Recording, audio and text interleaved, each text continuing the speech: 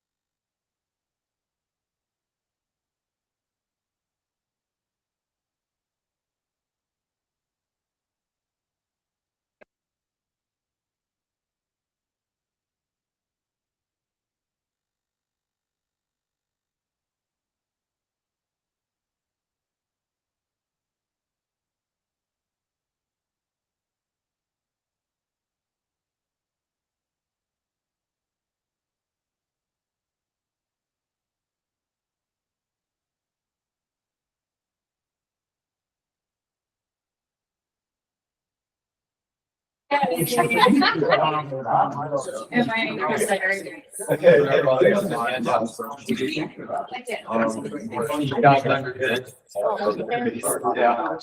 he step away? Oh, he's talking to Craig.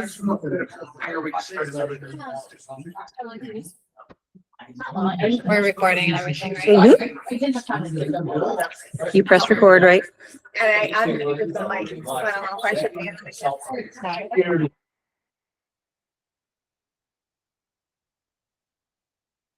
A little bit. I'd like to call the September 11th, 2024 Board of Education meeting to order. Please rise for the Pledge of Allegiance. I pledge allegiance to the flag of the United States of America and to the republic for which it stands, one nation, under God, indivisible, with liberty and justice for all. And before we sit, I just want to take a moment to have a moment of silence for two very important things that happened. So 9/11, 2001, 23 years ago today, and the recent passing of a student, Reagan Martins, who was a member of the Martin Kellogg community. So moment of silence, please.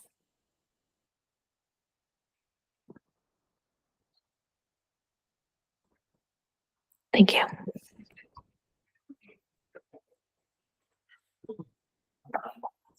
Deb, would you please call the roll? Mary Here. Brittany Carr, Here. Sean Holland, Here. Dylan, Here. Timothy Newton, Here. Amy Parada, Here. Sam Sharma, Here. Jessica Weaver, Here. Fisher Yap.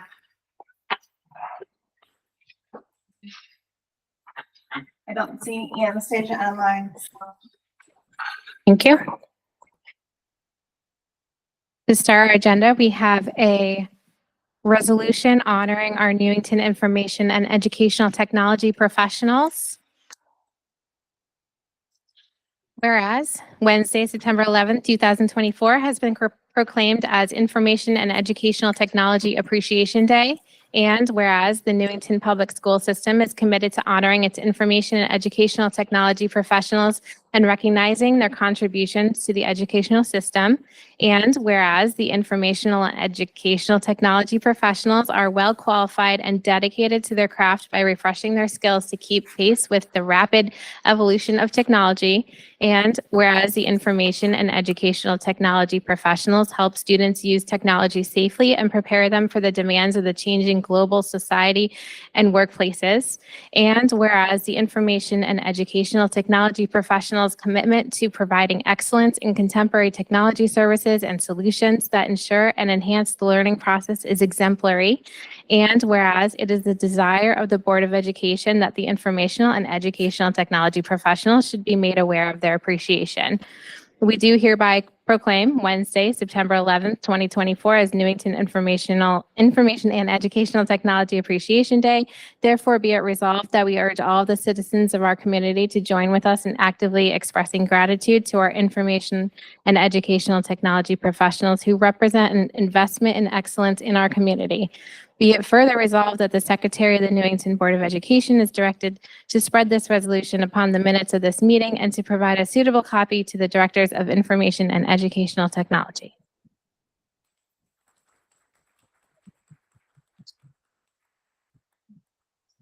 Mr. Holland, are you going to come up and accept the plaque?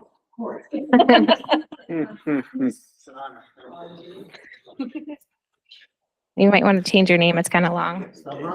No. Congratulations. Gosh. You're gonna get one extra. Say a word. Yeah. Just quickly, sure, I guess.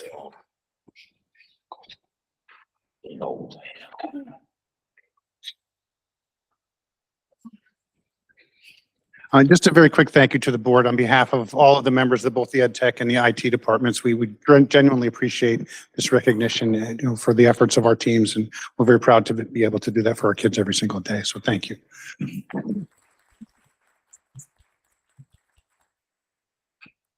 Board comments? Mr. Holleran. Yeah, I think IT speaks to me because I worked in that field for a while. And honestly, without you guys, more than half of us probably wouldn't have been able to get into our emails at one point or another. But in all seriousness, the prevalence of information technology is exponentially increasing every day in what we do. And it's more than just getting the printer to work or getting the laptop to work. It's really about cybersecurity, understanding how to keep our kids safe, how to understand how to keep the town of Newington safe. I think the work that you do day in and day out goes unsung. This is the least we could do. And I know that your efforts are never easy day in and day out. Every day you come in and there's something new you got to figure out. So thank you. Ms. Weaver?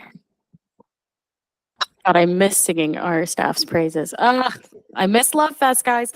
No, I just want to echo what Sean said. And I think what's really important to me is emphasizing we would not have gotten through the pandemic, we as a board, but also our entire NPS population would not have gotten through the pandemic. And I don't want that to go unnoticed, even as we continue to move out of the pandemic. It's one of the things that I think was just so impressive. And I know so many other districts unfortunately struggled, and this was something that you guys just absolutely thrived. And I was just so impressed. When your back's against the wall, it was really IT that saved everyone. And I think especially since the onset, when we went 1-to-1 back in the days of the mid-teens, I think one of those things is, obviously before all of us, is just how important that became and how significant it is. And just to see now the integration of so many of the programs and now what our students are able to do is remarkable. I remember one of my first board meetings with second graders coming up to show us how to code. And I was like, oh, we're in for it. This is the future sitting here now. And without you, that wouldn't be possible. So I'm so excited now to see how many AP computer science classes we have open. And it's just incredible to see now what our students can learn because of the capabilities you have given them. And I would be remiss if I didn't thank, on behalf of our entire board, I don't think we could do a meeting in the Helen Nelson room without you guys. So thank you so much, because oh my gosh, hybrid meetings are something else, and you're doing the Lord's work. So thank you. Mr. Newman? I'd just like to say that I see your crew almost every day. You know that. I'm the crossing guard at Ruth Chafee. I see them in the town vehicles. They're the most respectful drivers I have out there compared to the grandparents. And that was before they knew I was on the Board of Ed. But I see you every morning, don't I? Yeah, he's like, yeah, I do. But they're very good people, and that's what we need. Yeah, thank you. Thank you for your work. As Jessica mentioned, the Chromebooks are definitely key for our learning, but also what the students are learning, because there's just technology classes and opportunities at the high school that we didn't have when I was in school.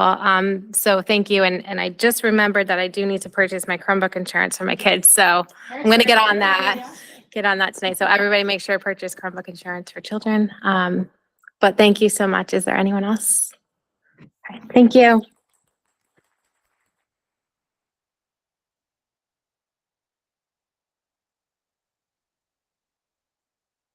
Oh, that's not good.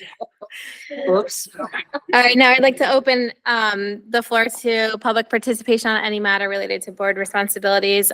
We have a limit of 3 minutes. If you're in the room, you can come to the end of the table, or you can call in at 860-665-8659.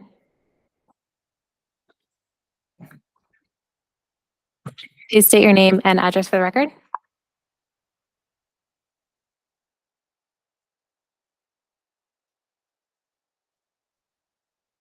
Can you hear me now? Is this better? I come to you guys as a private citizen. On July 7th, a member of this board went to a town council meeting in opposition of a recent LGBTQIA committee that had been being talked about that night. This individual identified themselves as a member of the Board of Education prior to them starting to speak. They stated that the establishment of this committee was a personal agenda that was being pushed by a false narrative. He mentioned back in the 90s that there was actual hate crimes against those who identify as gay, implying that hate crimes against gays are no longer an issue in our current society. Something that I find not to be true, as the most recent FBI hate crime statistics report from 2022 shows us that hate crimes against those who identify as LGBTQIA+ have increased by 13.8% from the year prior. So hate crimes against gays most certainly is not a thing of the past as implied by the speaker at that time. They then go on to state that they can take the L and the G, and then everything after that are groomers, implying that anyone who identifies as bisexual, transsexual, queer, intersex, or asexual is automatically a groomer in their eyes. After that statement, they wrote off some mission statement from a well-known anti-LGBT group, a group that I will not be saying the name of on public record. This group, however, has a history of being banned from multiple social media websites for promoting hate speech and is well associated with other hate groups in this country, some of which are on the FBI's terrorist group watch list. Later in the meeting, they stated that all trans people come from California and that there are people fornicating in the streets in front of children, something that I would absolutely love to see proof of. The main point is that while yes, you are entitled to your own opinion as a private citizen, but as a member of this Board of Education, someone who's supposed to be looking out for the welfare and well-being of all of our students in town, having someone like this with these types of views is very concerning. I've been to all the local youth forums. I've heard the struggles from those who are in our high school and those who identify as LGBTQI+, and thinking that someone with these types of views is supposed to be representing and protecting these students is frankly mind-boggling to me. So I'll leave it with a couple questions here. So if everyone after the LG is a groomer, then what does that make our students who identify with those groups? Are these kids groomers in the making in your eyes? I would love to hear your opinion on that.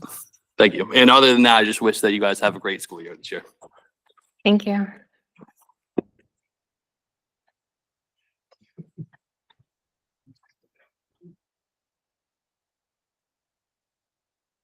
Good evening. Matt Plord, 258 Audubon Avenue. I'm also speaking as a private resident. I'm going to wing it. I didn't write anything, but I felt so moved. What AJ described, Mr. Tiniakis described, at the time was shocking, appalling, disturbing, and unbecoming of a member of a Board of Education. As Mr. Tiniakis described, the number of students, professionals, teachers, parents, administrators that go in and out of our schools every day that identify as any of those letters that are signifying groomers, as this individual suggested, they deserve better from a Board of Education that is making policy that will impact their education and their lives and their future. They deserve better from a town that is making policy that will impact their lives and their futures as well.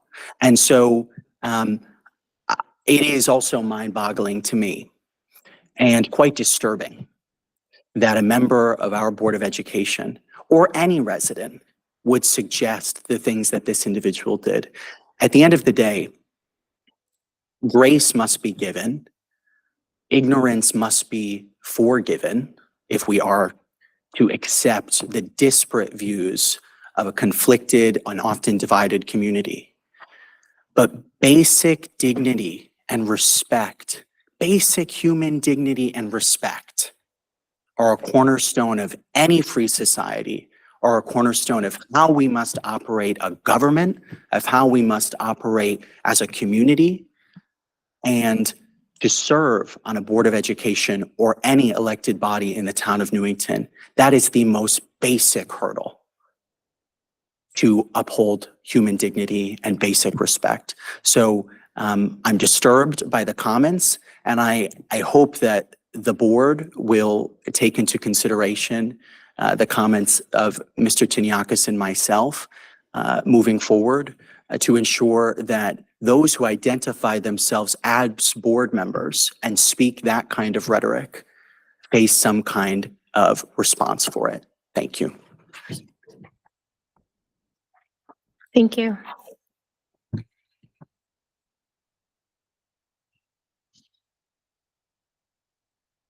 We don't usually respond to public comment, but I will just say that, the individual was speaking, for himself, and as a board in this school system, we do not discriminate, and we do accept and welcome and cherish and support every member of our community regardless. So I'll just leave it at that for now. Thank you. All right, we have our standing committee reports. So we have, it's a new school year, so we have two new student representatives here, and we have Bella, who is our last year representative, to introduce them to us. Welcome. Thank you. Hi, yeah, I'm Bella Longo, and I had the honor of being last year's Junior Board of Ed Rep. But I'd like to welcome and introduce Michael and Abigail as our new Senior and Junior Board of Ed Rep, and I'll hand it off to them. Thank you. Good evening. Good evening. My name is Michael Forey, Jr., And I'm Abigail Pratt, a junior. and we're just gonna take you through Newington in our eyes and hope you follow along. So what's happening in Newington Public Schools? Newington Public Schools, honestly, is great. A lot of things are happening at once. Great achievements are being made. What's happening overall is that at the high school, we went through our first fire drill. And then our first lockdown will be on September 13th. The fire drill went overall well, and the fire drill went well. Nothing was outstanding to us, and then everything went well. We had our first open house as well, which helps students prepare for the new school year, and then also not just for students, for parents to know their students' teachers and learn about what's happening and what's going on in their classrooms. And we also kicked off the year with clubs like Student Council, STUCO, and DECA, and we helped distribute schedules and assisting parents getting to their classes as well during that.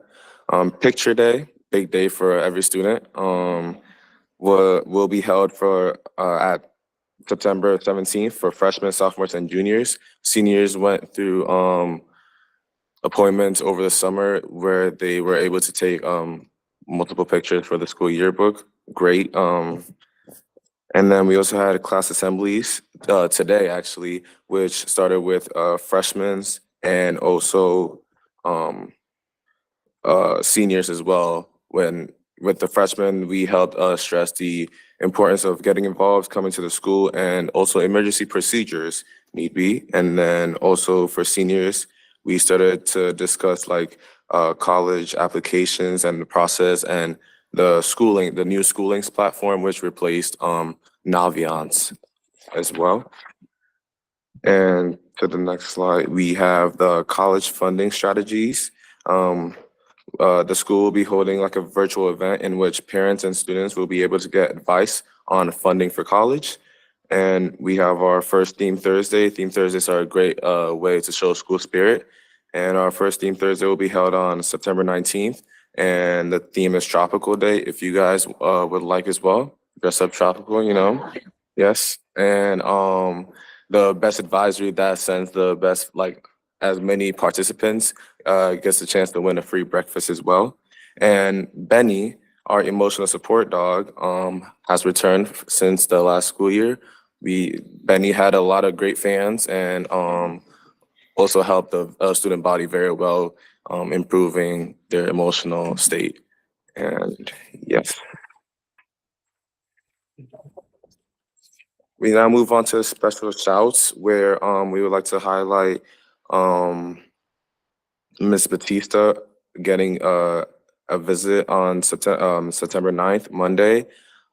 The Newington resident Laura Hutchinson, co-anchor for Good Morning Connecticut on Channel 8, visited NHS to speak with Ms. Batista and a few of her students on the Hispanic Heritage Month display outside of her classroom.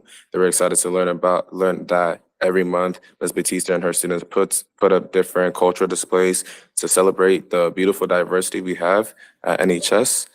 And they were excited to learn this month that there was every different themes, and the interview is set to air sometime next week as well. Hi, I'm Abby. I'm just going to start off my portion talking about the clubs at the high school. So a few of our major clubs are DECA, FBLA, and Current Affairs Club.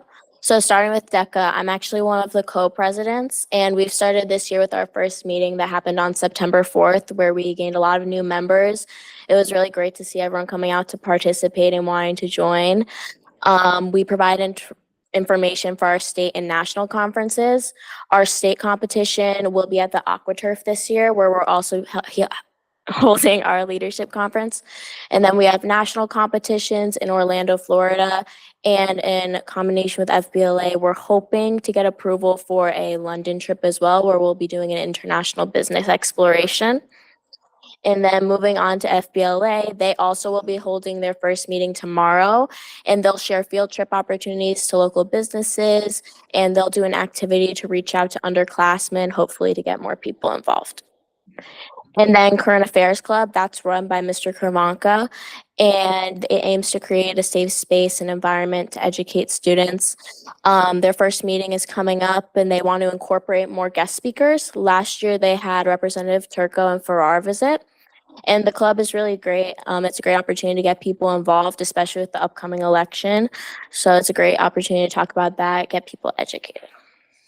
And then the next slide, we'll talk about just a few more major clubs, so including Drama Club. Both Michael and I are in Drama Club. I'm Properties Master for Stage Crew, and Michael is one of our actors. And this year our play is going to be Little Women, and our musical is going to be Once Upon a Mattress. We're really excited for that. We think it's going to be a good show. So auditions for the play were being held this week, and auditions for the musical are being held next week. So we'll hopefully have our cast being released sometime in the near future. And Stage Crew had their first informational meeting today in order to prepare for the shows. We started a plan, and we also got a lot of new freshmen, which is really exciting. We lost a lot of seniors last year, so we're excited to get some new freshmen, hopefully have them join our departments. So yeah, that was great. And then we have chamber choir as well. Michael's president, and they started off their rehearsals for the dinner theater, which is going to be October 24th. And they're making good progress, having bonding outside of school, so they all get connected. And then just to finish off with clubs, we have Link Crew. And Link Crew held their first car wash fundraiser and made good funds to create shirts and other things for their club. And they held tours at the high school at the end of this summer, which was really great to provide an opportunity for seniors to connect with new students. And one of the programs that they instituted was Hallway Helpers, which helped to guide new students to their classes and around the school where they needed to be, provided somewhere where they didn't have to feel scared to reach out. And of course, we're going to talk about Stuco as well. So Student Council met 2 times over the summer. All of our officers met to clean up and start scheduling our new meetings. So far, the progress we've made is we've scheduled meetings for our student government, which we hold once a week, where our student representatives from each classroom will come in, that will discuss major events and point opportunities with them. So we've set all our monthly meeting dates, and we've organized all our theme Thursdays, which, like Michael said, our first one's going to be Tropical Day. Thank you. Now we move on to class government, which is the individual like governments outside of Stuco and all that. Class of 2025. I am the president, and then we also have Ava as well that is also sitting here. Is also our social chair. We decided to go about planning a car wash fundraiser September 29th from 9 a.m. to 1 p.m. at the Newington Volunteer Firehouse, Company 1, on Main Street. And we are yet to discuss any other fundraisers and any class outings as well. The class of 2026 has not planned anything at this moment, but they are undergoing some plans and like some meetings. Same idea with the class of 2027. And then the class of 2028, since they are new students and freshmen, we are helping them getting adjusted to their schedules and all that. So we gave them some buffer time to elect their own members, and more on their student government will be coming next month. And on to sports. We have one of our seniors, Miranda Parker, who broke the diving record on September 6th. And we just appreciate her time and effort into like going to beat that record and her determination. Football, our first football game is going to be held this Friday, September 13th at 6:30 p.m. This is our red, white, and blue theme to honor our first responders as well. If you can be able to make it, it's fun, great time. Our cheerleading team is hosting a comedy show, fundraiser at the Holy Spirit Church Hall on September 21st at 6 p.m. And they also had a summer cheer camp at a NCA camp. And from what I've been hearing, great reviews. A lot of students from the cheer team loved it. And they would like to continue on with that. The cross country team also held their first meet on Tuesday and won, which is really great. A lot of student athletes working really hard this year to break some records and also focus up on their education as well while breaking those records. So we highlight them while they make great achievements. And on to the next slide. So we just wanted to finish up our formal presentation talking about Reagan Martins. I knew the family, so this was close to my heart, and it's really been nice to see how the community has rallied around the Martins family, and we just thought we'd highlight that in our presentation. So a few things that we've seen the community do. Representative Turco presented the family with a signed document in memoriam of Reagan. Hundreds were present at her wake in order to support the family. And there was a small farmers market at Mill Pond a couple of weeks ago in order to raise money for the family. And then specifically at the high school on the 22nd at 10 a.m., the school will be hosting a run for Reagan. It'll be at the NHS track and will be $5 to participate. It's in order to raise money for the family and to honor Reagan. So we just thought we'd highlight all that. We thought it was really powerful, and we thought it's been really nice to see how the communities come together to support her. Yeah, so that's all we have for our formal presentation. But if there are any questions you guys have, we're honored to be here. We're so excited for the year. So if there are any questions, we'd love to hear them. Thank you. Mr. Newton. A car wash at that firehouse in the center of town. Give some thought to having a table to bring canned goods for the food bank, because I think it would get other people to come in to bring the canned goods and might actually get more. That was good. Thank you so much. Thank you. Thank you. Yes. Ms. Weaver. Oh my God. Oh, I'm so excited, guys. I just want to first say thank you to Bella for her service on this board. We really appreciate you putting the time and effort, and thank you to all the Stuco representatives here tonight. Thank you for your time and service. It is truly service, especially when you're putting together a homecoming dance for an entire, 1,000-person high school. It's ridiculous. But I just want to say, wonderful job. You are putting high expectations on yourselves. So a full presentation, I can say, I've never seen a full PowerPoint. So way to raise the bar. I'm always impressed, but this was a new level. So appreciate that. And as if you guys didn't have enough impressive resumes as yourselves, I am counting, I think we're at 5 different presidencies between the two of you. So that's pretty good. I think, Michael, you have another year, or Emma, you have another year. So, we can make that number work higher. But I just want to thank you again. This is always a really great time to see this transition and seeing what our incredible students have to offer. And then also just a great way for us at the board, but also the community to know what's going on, and ways for the community at large to get involved. So I really appreciate you being so comprehensive in your reports. I really like the visual representation. So that's very, very nice to see.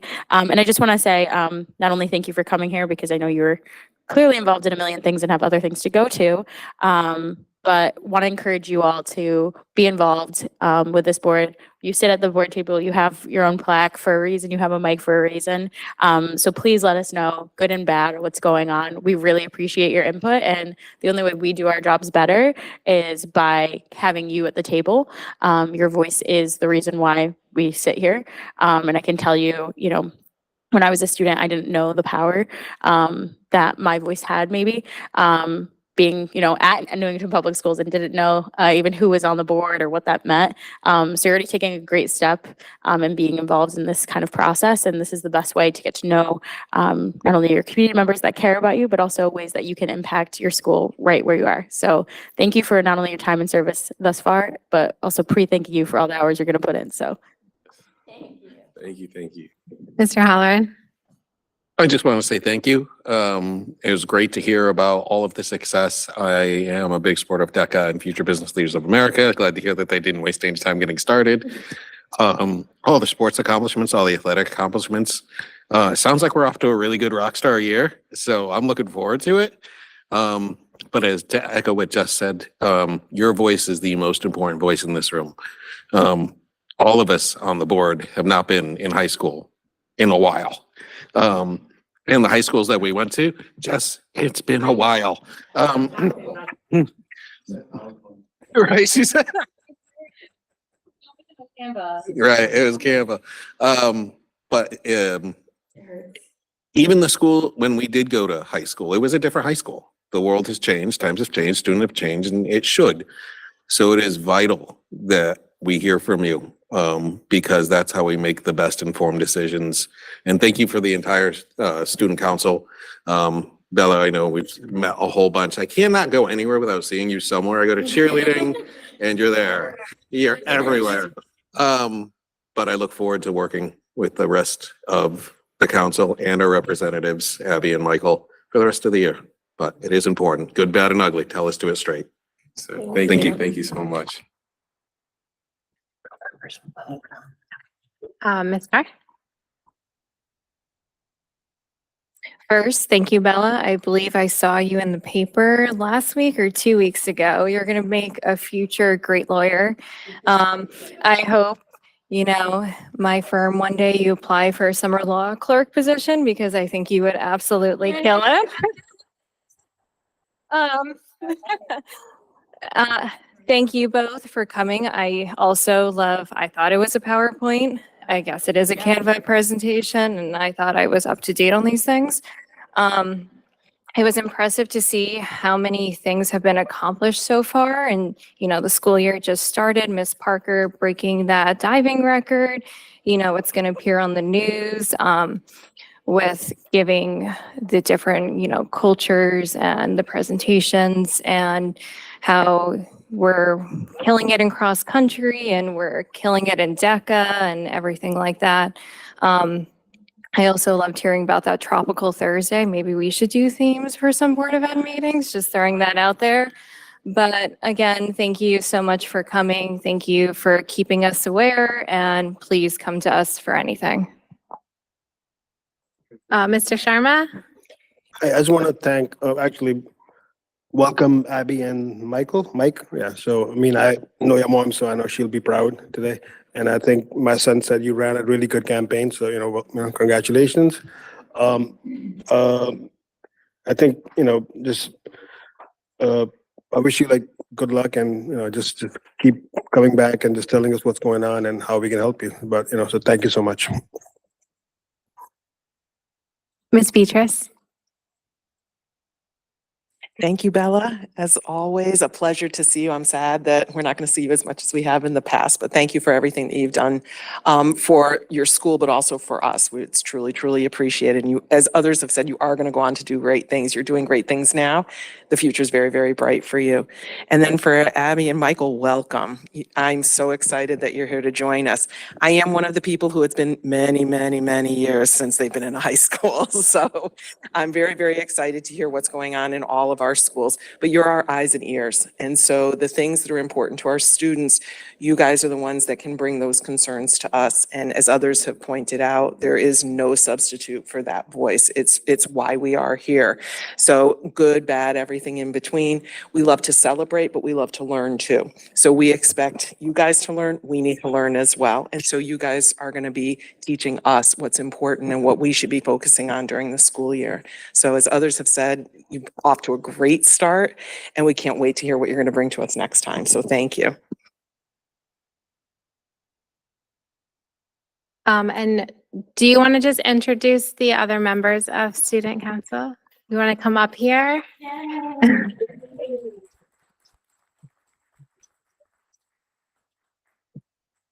Okay, so y'all know Bella. And then in the pink is Lila Civitello. And then next to her is Ava Tavares, and they're our co-presidents this year. And then we have Michaela Woods, you might know her sister Maggie. And this is the majority of our team. So yeah, we're really excited to work with them.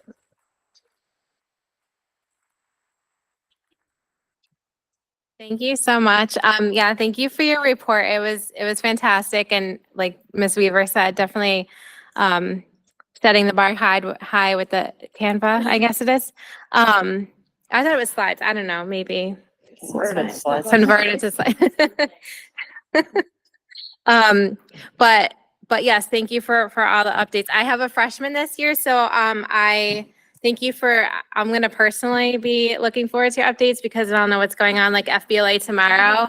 I'll just send a little reminder, like, remember you want to join that club, especially if you're going to London. That's super cool.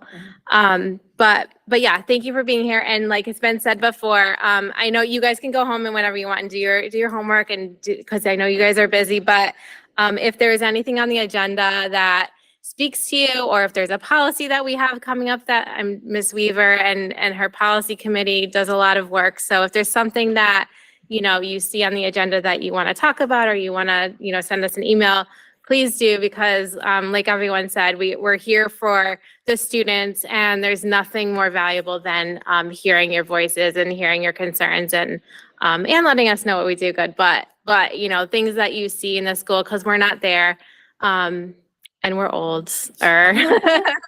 So, but yes, thank you for being here. And I hope that you all have a fantastic school year, and welcome to the table. And Ms. Weaver has something else to say. I just want to say, break a leg, y'all, on auditions, and wanted to wish Mr. Clark a wonderful last year as he retires. So these shows better be amazing. I have high expectations, nothing less for Mr. Clark, but just want to say break a leg because we absolutely love, I think this is like every year we have our Stuco reps involved in drama or music in some kind of way. It just shows really the holistic talent that you have, the Renaissance folks that you are. So thank you for always showing that there's so many different talents, the academic, the arts, and the sports, really, truly full, holistic, and incredible learners. So thank you guys, and really break a leg. Let us know what happens. Post the cast list on Friday. I don't know. All right, and we'll see you at the football game on Friday. Thank you.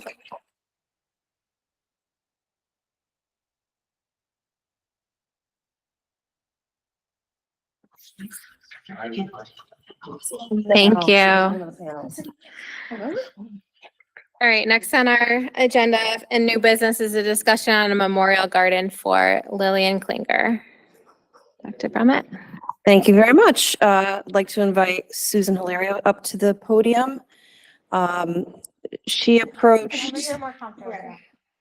Yeah, right there. Okay, very good. I'll be your band today. Nice.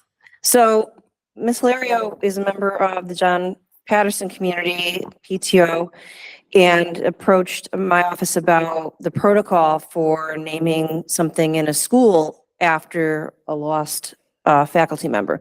And there are some board policies involved in that, so I did ask her to come to the board meeting.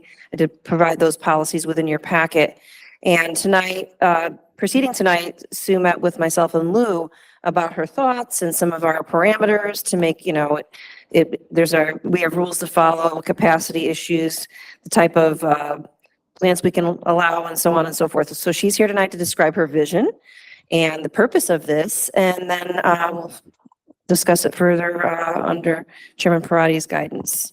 So it's all yours. Okay, thank you very much. Hello. Okay, so like Dr. Brummett said, I'm Sue Hilario. My son was in Mrs. Klinger's pre-K class the year she passed away. I considered Lillian a exceptional person, exceptional teacher, and she became a very good friend.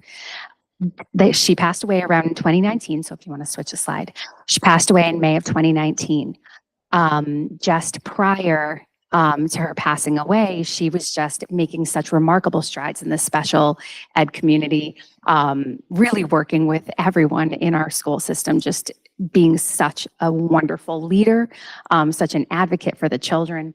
And she ended up passing away at the end of May from a heart condition, leaving behind her 3 children, one that was most recently born in August of that year. Next slide. So Lillian's Garden. So she passed away in 2019. As we know, 2020 happened and kind of just pulled the rug out from everyone. There were plans that were starting to go in place and things just happened and it rolled away. And actually last year was my final year as the Patterson PTO president. I'm now over on the Wallace side. But we wanted to make sure that we didn't leave this school with something not happening for Lillian. And so the future generations can know the impact and the change, and just so she's not forgotten. So walking around the courtyard one day in a PTO meeting, we looked in, we're like, what the heck? This is amazing. And we discovered, hey, why not open this area up to have almost like an outdoor classroom for the kids and memorial garden. So we can go on to the next slide. So this is standardly the courtyard right now. So at the moment, we have all of our classrooms right here. We have the music room right here. And then going in, this is the entrance. Okay. It's this big open area right in the center of the school, for those of you who haven't been in there. What we're predicting, and if you want to go to the next slide. Again, very, very loose planning here. I am no architect by any means. So I just kind of took little pictures, kind of just an idea. We were thinking of reaching out to the community to see if there was any volunteers from her background, from the schools, from former students, to all have a plan and a hand in this, in creating this special remembrance of her. So after speaking with some of the teachers as well, we were talking about having like a little private outdoor dining area, a community garden so we can teach the kids how to grow their own vegetables, learn how to plant, do all that good stuff. Butterfly garden, maybe. Teachers' quiet corner. So this will just be set off to the side for the teachers to just kind of go in, have a moment if they need to step out and breathe. No kids allowed in that little corner. We can, keep it a little quiet. And then a little reading nook, maybe a little outdoor classroom. And then on the back, I thought it would be really neat to put up a wall and maybe have the kids write positive affirmations or decorate it each year. So, jury's still out on that, whatever we may consider to do with that. Just something in general that's more of an outdoor classroom, a memorial for her, something that's just going to impact the school and impact those kids. Next slide. So next steps. Upon our Board of Ed approval, we'll involve key stakeholders, staff, parents, students, and community members. We'll assign roles for design, coordination, and maintenance. We will work with the stakeholders and volunteers to create a planning schedule. We'll incorporate a memorial plaque, install the garden, we'll plan for the maintenance, hold a dedication ceremony, and ensure a long-term sustainability plan. The end. Any questions? Are there any questions? Go ahead, Mr. Newton. Put your mic. Big enough mouth. Any idea on potential costs, do you think? So fun fact, we are thinking of just reaching out to the community and seeing if former students, friends, family would donate their time to just come in. Yeah. Yeah, and I was thinking of just sending out just a general letter to the community, putting it out there and putting something in the paper saying if anybody wanted to come out and support and just have a day in the springtime or whenever, just to get everyone out there that her life she touched their life to come out and be a part of this in creating this for her. Then after that, if there's any additional costs of, getting seeds or getting the flowers per year, that will come out of the Patterson PTO budget. Okay, we'll do fundraisers every single year. The Patterson PTO is on board. We've already spoken to them and they are a huge advocate and fan of this. So, yes. Go for it. Quick question about the Memorial Garden itself. It's wonderful to have the volunteers and people who've been touched, and we all know as an educator how many lives you touch directly and indirectly, and it's a wonderful and beautiful tribute.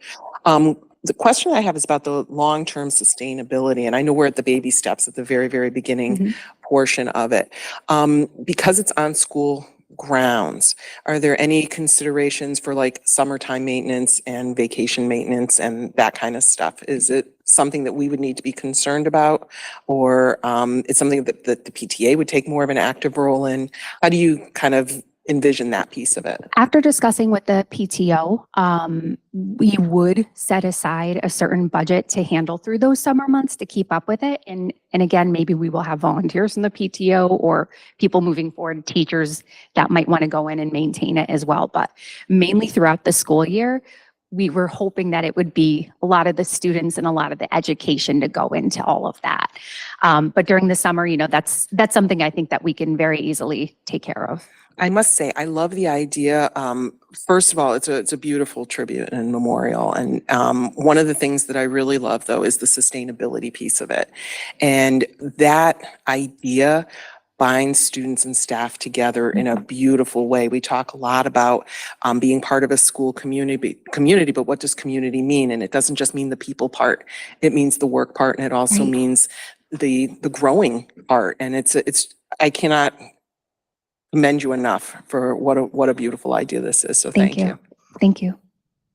One last thing, have you looked at, Bristol made a large memorial garden for the veterans in the center of town. I'm just thinking former students could buy a brick and put their name on it.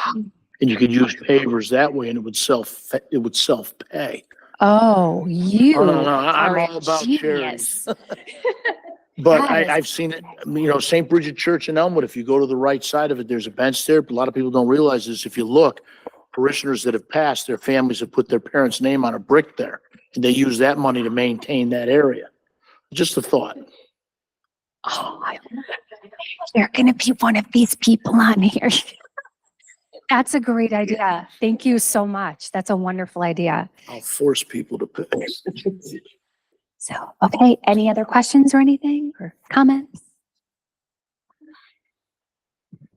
I just want to say thank you so much for doing it. It's just, I really remember when that happened and it was just really devastating. And then, being on the board during COVID was like not fun. I know for so many people, and just like that timing was just a lot. But I just want to say it's so admirable to continue that. And I just think, one, you're an incredible advocate and friend. So if you want to come here, let us know. But I think what's beautiful too is that it really like breathes life back into her legacy. And I think that really is just a beautiful, beautiful tribute that not only does something to honor her name and her legacy, but like does something. Right. And I really just appreciate that. I'm really moved by it. And I just think my only question would be, maybe not for you, but for us as a board, kind of what that kind of timeline looks like too. And I guess what you envision for a timeline and then what kind of is realistic for us in those processes. So a 2-question for anyone here.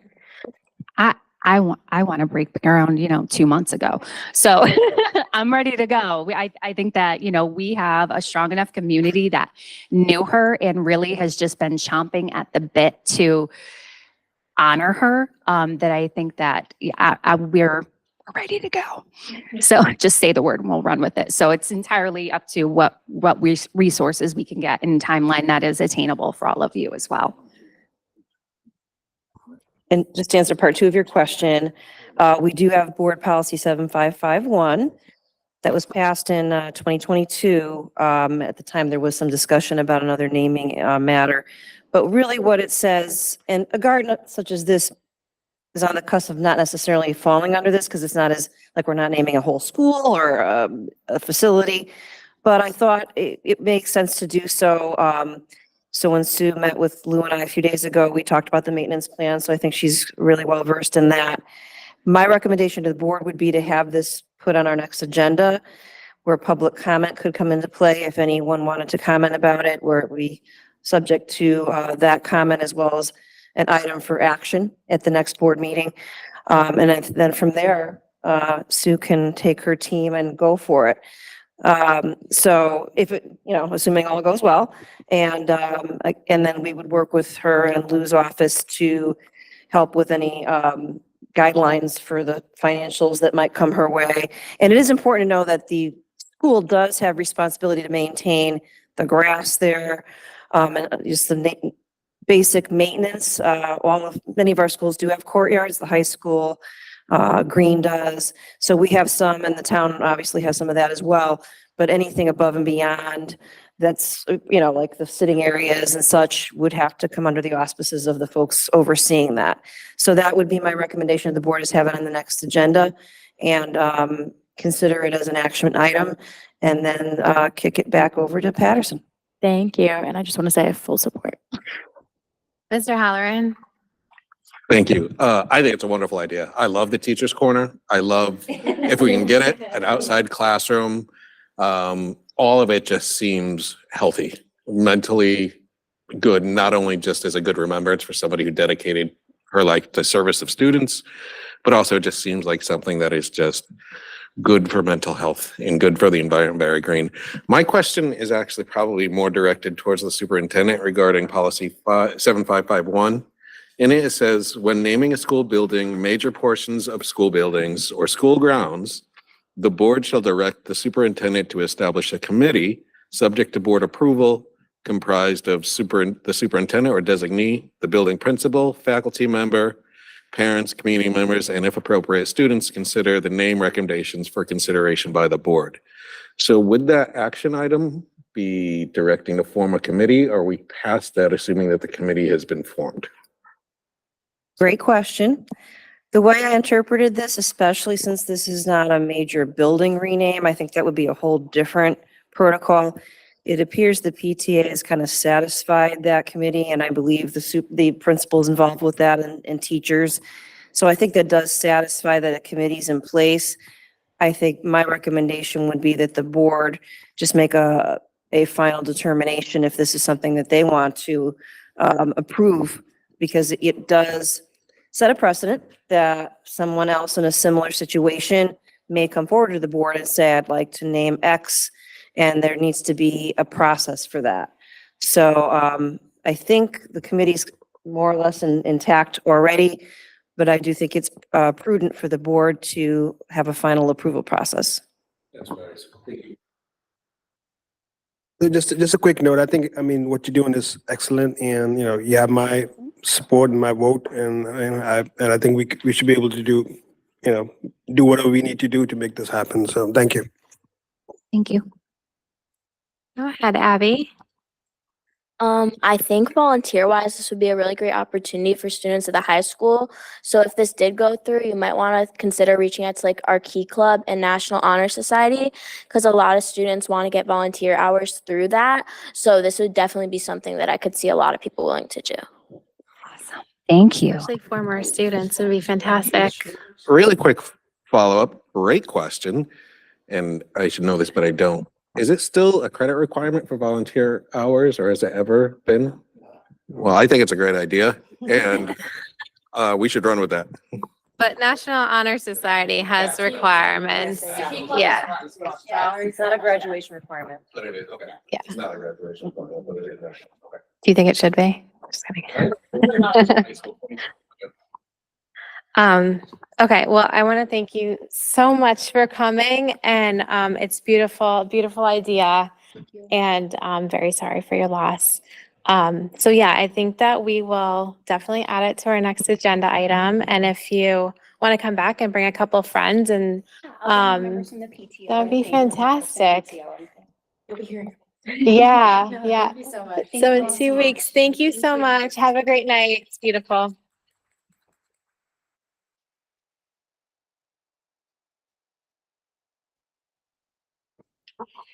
Our next agenda item is a report on school opening for this 24-25 school year. Thank you very much. I have to say it was an extremely positive opening. There was a lot of, the convocation was a very positive event, but more importantly, going around to the schools, teachers appear to be in a very good space. The principals report a very upbeat attitude. People are ready to jump into the school year. In fact, when I talk to my colleagues, I believe that's something that's kind of a statewide thing and I'm very pleased about that. So we are up and running, and there is a small report in your packet. I won't read you the details of that. A big event tonight was the Anna Reynolds ribbon cutting. So that was a huge celebration earlier this evening with a good attendance by community members, town council members, and a large celebration about the accomplishment of that building being done after many years. Principal Smith mentioned that he was told when he first started there that it was going to be renovated right away, and it really was just nice to see it come to fruition. And the community, we had a former principal there and former teachers that had worked there, and it just was overall an extraordinarily positive evening. And a lot of good things happening at our schools, as our students tonight mentioned. Clubs getting underway. I'll have something later in the agenda about middle school club opportunities, but a very positive opening, and we're off and running. Our preschools are ready to rock and roll, and they're going strong. So I'll reserve a few more updates for later in the meeting. Thank you. Go ahead, Ms. Weaver. I just wanted to note in Dr. Roberts' report, it mentioned Jeff Helming being our Teacher of the Year state semifinalist, and I just wanted to wish him luck because I know he has an interview tomorrow. Yes, he does at And the I saw Capitol. that at the Capitol schedule today, so I just wanted to wish him luck. It's just one of those things that's just really good to see. I think we've had some semifinalists very consistently, so it's just one of those great things that we have, and then obviously Jen Rodriguez and others.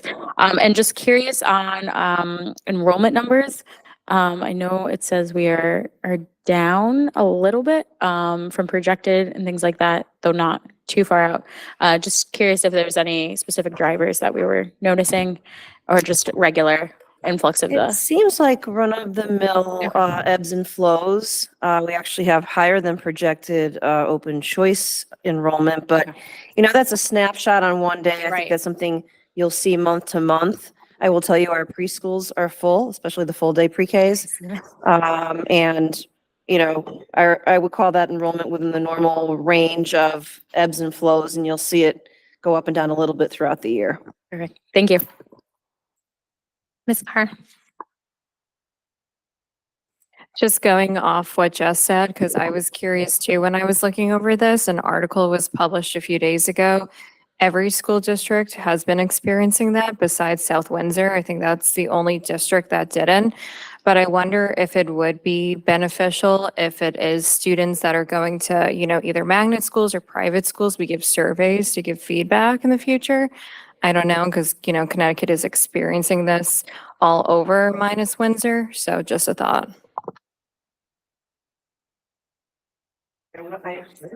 So turn on. That's a potential. We could look at that. I will tell you our magnet school enrollment is pretty standard right now. It's kind of what it was for the past couple of years. We don't necessarily have a way to track kids who are going to private schools, but I can look into that. Not a whole lot of kids are homeschooled right now. That's average to below average.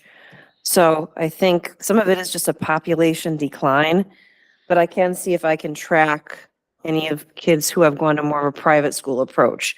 So thank you. Mr. Newton, then Ms.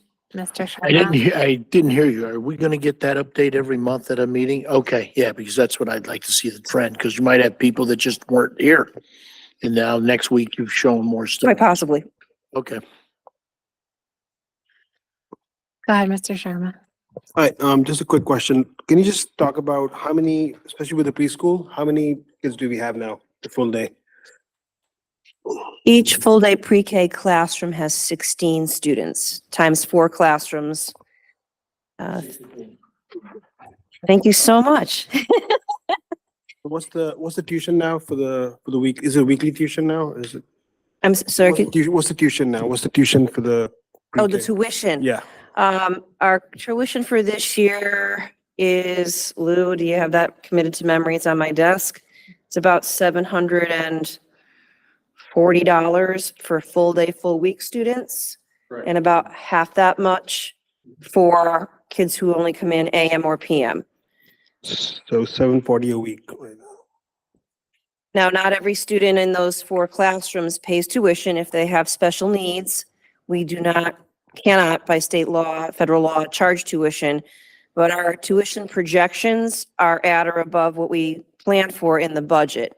Lou, do you recall what our projected tuition offsets are? No, I don't. I would think it'd be more like 75,000 range, maybe a little higher. I think it's actually higher than that, but if that's a question for the board, I can bring that to the next meeting. My office oversees the billing process, so we can, and then there are, what I didn't mention earlier is the 740 is the top amount. We do offer a sliding fee scale if someone is eligible for free or reduced price lunch, and those are still being calculated. You have until October to apply for that, and that could adjust what you pay.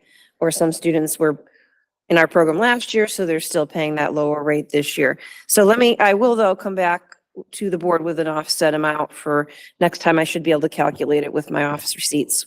Yeah, thank you. Go ahead, Mary. Just a quick question. I think we addressed it at the end of last board session. But just to clarify, are the preschools fully staffed? For certified staff, yes. For paraprofessionals, we're still working on it.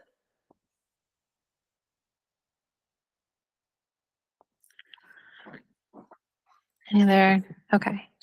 Yeah, just what you said, Dr. Brum, about teachers being in good spirits. I think, well, definitely at Anna Reynolds, because the construction is, the crews are out of there and they have the full building. They can walk around in a circle again. But I was at convocation. I stayed because my best friend works there, so I'm super excited. I had lunch with her.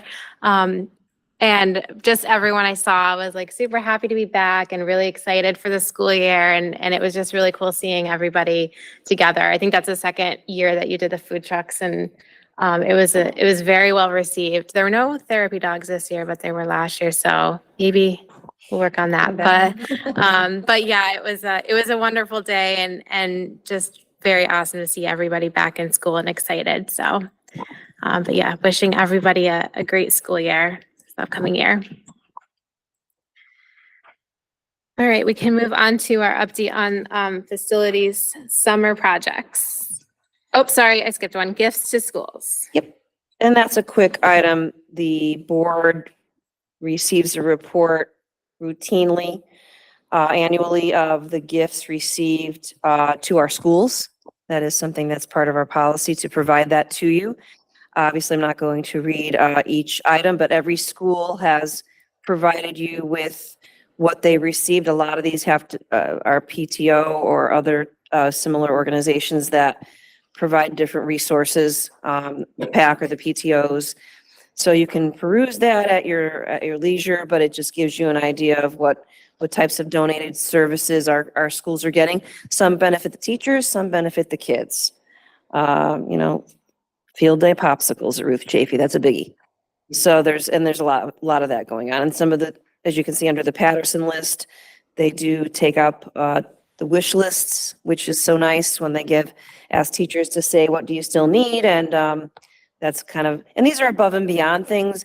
The board's resources that are allocated pay for all of the books and resources that teachers need to conduct their day-to-day operations, but these are those nice to have things like the turkey that visits Anna Reynolds actually on an annual basis. So just those nice extras that the PTOs and PACs help us to provide for our kids. So that's what that report is. Any questions or comments? Okay.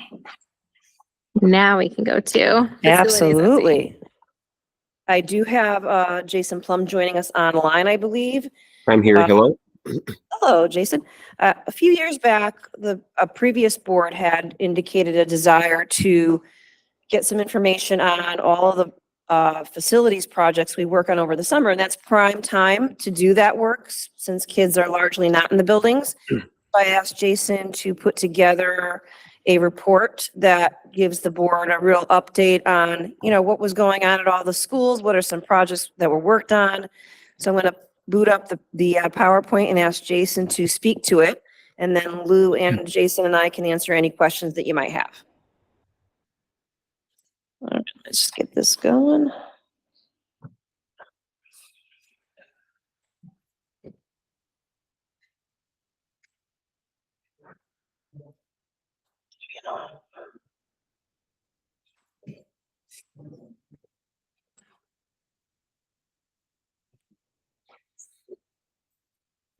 Oh, if you could go back one slide, Maureen, there we go.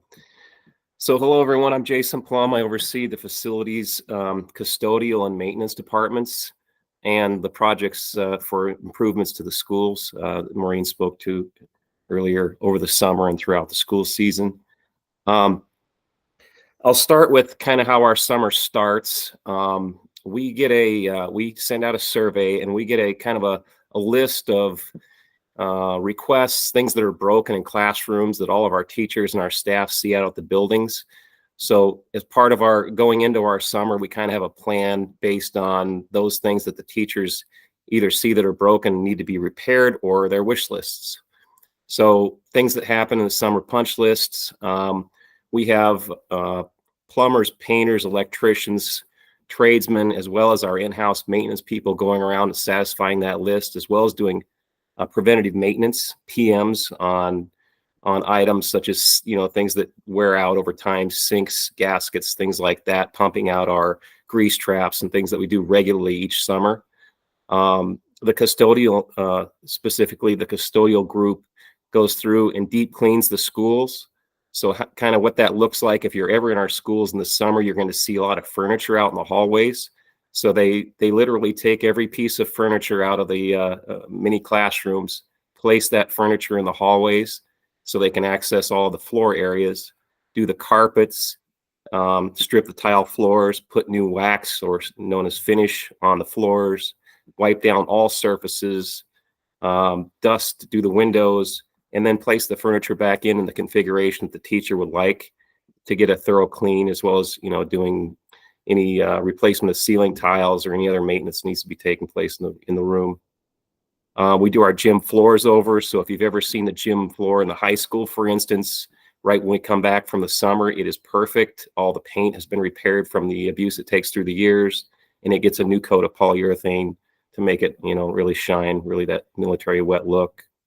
And all of our kitchens are detailed. So we have a cafeteria driver, and during the summer, he takes and moves around all of the kitchen equipment and details front, back, and bottom, all of that equipment and items in the kitchen. So big thanks to the custodial staff and maintenance group and our outside vendors to really get us through that. Summers are tough for us. It's a deadline. We have to be ready for the start of school, and it looked great this year when we started school. Go to the next slide, please. The next slides are going to show some pictures of projects that we did this summer. So I'll start from left to right. Over on the left, you'll see kind of a white roof membrane over there.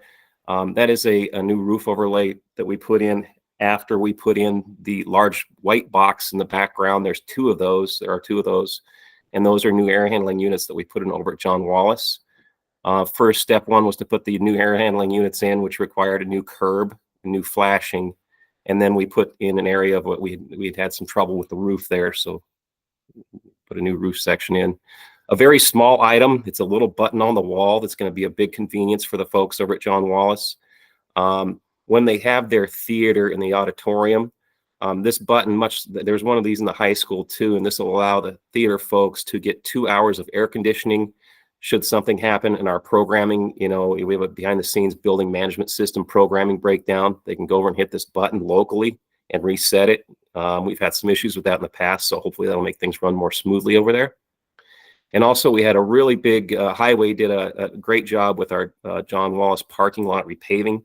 So you can kind of see in this picture the new line striping, the fresh blacktop, and they redid the whole lot where the front of the building is at. So it really needed it. So thank you to them for that. Next slide. So all 3 pictures are of Anna Reynolds. We talked a little bit about, this afternoon, the Anna Reynolds grand opening. So you can see on the left there, the front entrance with the canopy in place and everything. It really looks nice. It came out great. We did get the playground in, and that playground picture is inside the middle of the courtyard. So it's inside of the walls of the building. So the kids can play in there and not have to worry about being outside the building. And the bottom picture is our new cafetorium with its new floors and nice shiny wet military look. Really looks fantastic in there. So thank you to the crew over there to get that nice and shining for the custodial group. Next slide. We had a pretty rough looking playground over at Ruth Chafee. We had patched it best we could, and it was time to go for a full replacement. So we were able to find funding for that. This blue surface that you see in both of these pictures, it's a rubberized play surface that keeps the kids safe. So if they're to fall down on it, they don't bump elbows. It's rather thick. It's close to 5 to 6 inches thick, and it gives them a great little area to play on. This is all new with the blue color there, so it really came out nice. Some other items we did, maybe you didn't notice, maybe you did. There's a new fence out in front of the north parking lot at the Newington High School. Prior to that, there were some juniper bushes that were growing, the low bushes growing near a wooden guardrail. So large uprights and large horizontal wooden guardrail that was out there. That may have been original to the building. I'm not sure. It was quite old. Well built back in the day, but it was time to go. It was harboring insects and it was really rotting through and through. So we took an opportunity with our Parks and Grounds group to get the bushes out that were beyond their useful life and the guardrail. They filled it back in for us, and we put a nice new vinyl fence with some pass-throughs in it. I think it looks pretty nice. Pretty big improvement to our pool at the Newington High School. The lighting in there, it's tough to get a good lighting on it. It really doesn't do it justice. The brown surface that's on the floor is a brand new surface. We had it ground down to bare concrete and did it right. Had our depth markers updated to code. And if you can see the picture, it's kind of small, but it's a 1/4 inch fleck, a black, a white, and a tan over a tan epoxy coat, and then several coats of clear over it to really lock it in. It should last us a long time. We were losing the finish. We were getting some major delamination on the previous finish, which it was a uniform tan color, and it had many layers on it. It was, so it was time to make an improvement on that. It came out really nice. If you're there, take an opportunity to go and take a look at that. It came out real nice. And a little thing, our field house press box on the right, it's a plywood table, and it was we had a little bit of water coming underneath those folding doors on the left. You can see one's open and one's closed. They're metal doors. So we had the old tabletop taken out and some flashing put in to properly keep the water out from under the doors, and the tabletop repainted with plywood and painted. So they'll be a lot happier up there for those of you that go up into the field house. A lot cleaner and neater. Next slide, please. Kind of one of our bigger upcoming projects is in the picture, the brown round thing and the green round thing are large pool filters. They're quite large. I think the green one's got to be close to 6 foot in diameter, and the brown one's not much smaller. They're a sand filter system, and they were last changed out 20 years ago. At the time they were changed out last, they actually popped and all the sand ended up in the pool. It pumped all the sand in the pool.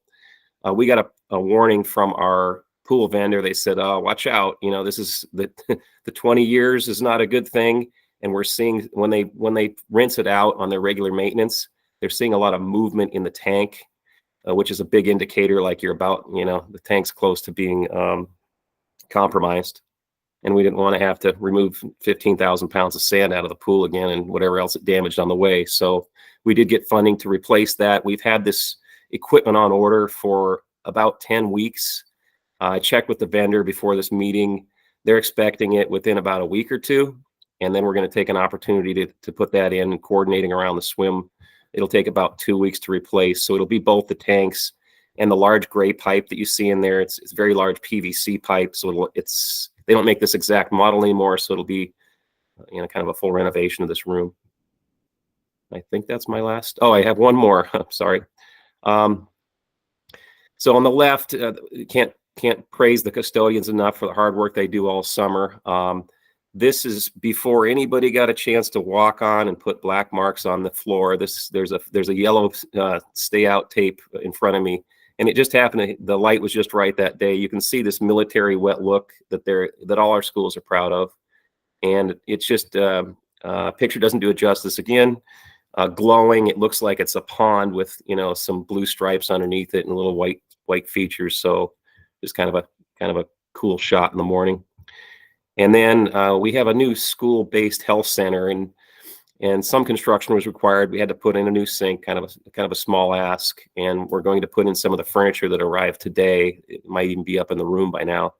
But this will be a school-based health center within the high school on the second floor. And that's it for me, I think. Unless you have any questions.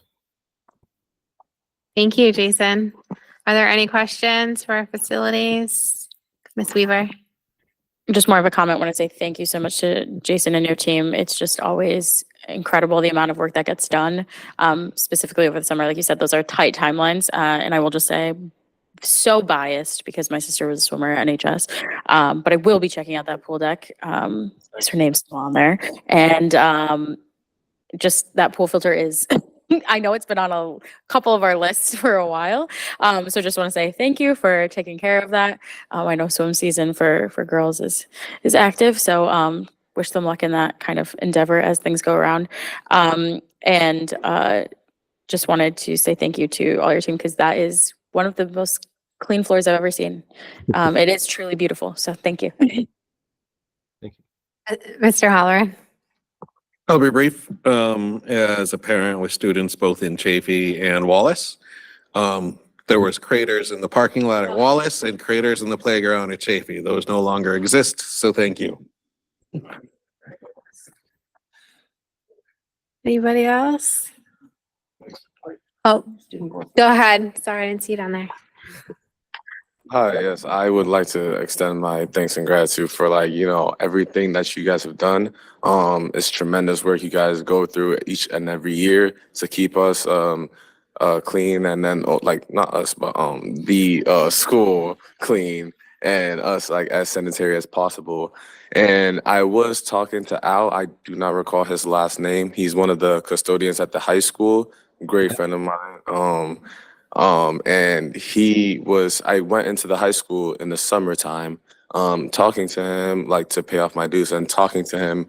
And he mentioned something about a program that you guys were doing during the summer for students to come help out, not students, but an opportunity for students to come help out and an internship type deal. I don't know if that was happening or because this would be a great opportunity for students to come get together, get paid, and then be seen, seeing what goes on to keep the schools clean.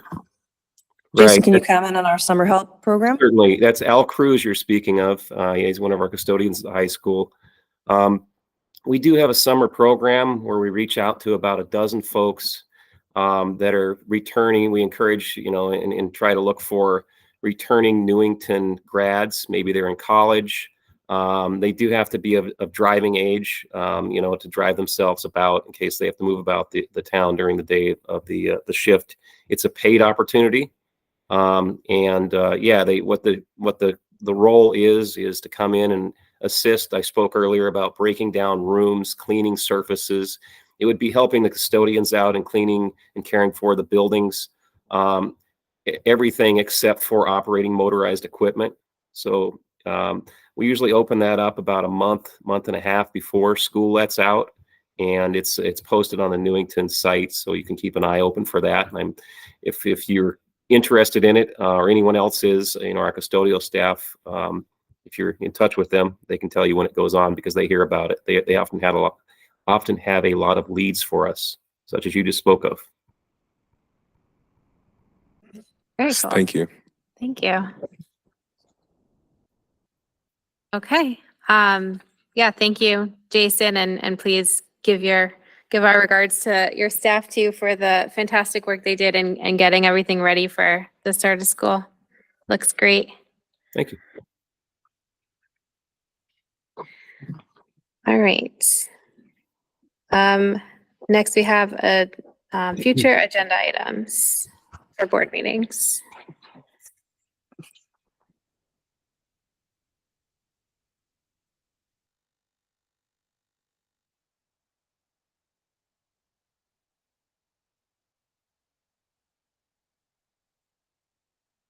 All right, so what is posted on the screen right now is some proposed schedules for upcoming meetings. And September 11th obviously is up there, but the board is welcome to just peruse this to understand what's coming down the road. It's important that the board knows that Ms. Prati and Ms. Weaver and I meet to prepare every agenda. So if you want to add an item to the agenda, just please work through the board chair or the vice chair to, bring forward an idea that you'd like to be considered for a board agenda item. What is listed here on this document is just pretty standard items that are annual. But this is basically a year in review, so to speak. So you can see what's coming, all of our honors, appreciation months, enrollment projections, presentations. And as you know, each meeting or at least once a month, I have a representative from the schools to come out and they present on an issue that is highly aligned to our district vision and mission.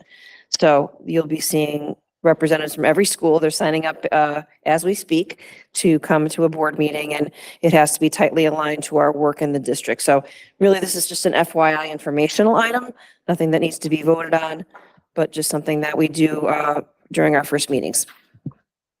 Mr. Halloran. Just a quick question for agenda items. When it comes to standing committee information, do we want to include updates? I might be speaking for you, Tim, too, from the John Wallace Building Committee at all? Yeah, we could do that. Sorry. Yeah, Yeah. Yes, I think that's actually a really good idea. Ms. Weaver. And just not on here, but I think one of the things that was successful last year was kind of a joint town council board of ed meeting. So just wanted to say I appreciated everyone's collaboration there last year. I think it was great to just have that discussion out in the open. So would just recommend at some point whenever we can schedule that. Yeah. Yes, that was a good meeting. We'll have to invite them to a meeting early. I think it was January. And I need to apologize. I forgot one item on the facilities report. I asked Lou to, is that okay? Yeah. My apologies. I asked Lou to speak to this. There were a few issues with the Anna Reynolds project that I had updated the board about over the summer with some mold issues and some temperature control issues. And I wanted to provide an update. The town council received an update last evening, and Lou provided that as well. So Lou, if you wouldn't mind updating the board about, and there is some notes that you'll be working off of about where we're at with the mold issue and the temperature issues. Okay, I'll be speaking about two distinct items. One is the HVAC system itself at Anna Reynolds, and then the mold issue that we experienced. I'll start with the mold first. Okay. In the construction process, those of you who were at the ribbon cutting earlier heard it was a 6-phase plan. So if you can just envision all of the trade-offs, compromises, and roadblocks that are part of trying to put something together in that fashion, where it's not necessarily a linear project, it's you go here because you can get it done, then you go there because you can get it done, then you got to figure out how to do the bridging piece to get the two of them together, and on we go. So when the pieces were coming together, our HVAC system was not fully online with what's called the building management system. That is the brains, the controls to make the HVAC system work and create the climate controlled results like you have in here. It's probably about 73 degrees in here right now, comfortable humidity. And, it doesn't happen just because we wish it to happen. We have to have the technical pieces of the programming and the experimentation to get those just right in conjunction with all the sophisticated features of the actual devices that we're controlling. Each classroom has a heating and air conditioning function. It also has humidity sensors and the ability to mix air so that if you want to get to 65 degrees in the classroom because it's really hot on a hot day, you're going to be pulling in 50-degree air, and maybe you choke down the amount of outdoor air you need to put in because of maintaining the CO2 levels down as low as possible. So the system, is intelligent enough to kind of figure all this stuff out once you get it programmed right. And all of these aspects take time to get through. But the most critical part of that was having it where all the basic pieces were installed. And that really didn't happen until, first week of August, second week of August in there, where we're finally getting all the components online at the same time so you could activate these particular aspects of the control system to make sure what was happening in the spaces was, comfortable. It wasn't a failure. It was just the difficulty and complexity associated with the 6-phase project with a million, U-turns and zigs and zags before we can get to where we're going. Okay.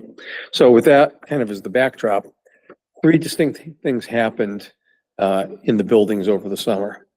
There were several small roof leaks that were discovered that really impacted room 3 and room 7. Those are, if you come in the main lobby entrance, take the right-hand turn around the office, and they're up that short set of stairs, the last 2 rooms on the left. Those are really the original wing of the building from 1955. So that was something that was not found out at the time because all the systems weren't working collaboratively. In addition, we had improper isn't the right word. There was a lack of caulking that was supposed to be put in on certain locations to make a watertight seal so water couldn't get in the building through the side panels. That was in 3-4 different areas where that wasn't really as good as it should have been. And the third part was because the whole system wasn't working, one of the essential parts to manage the humidity of an occupied space wasn't online.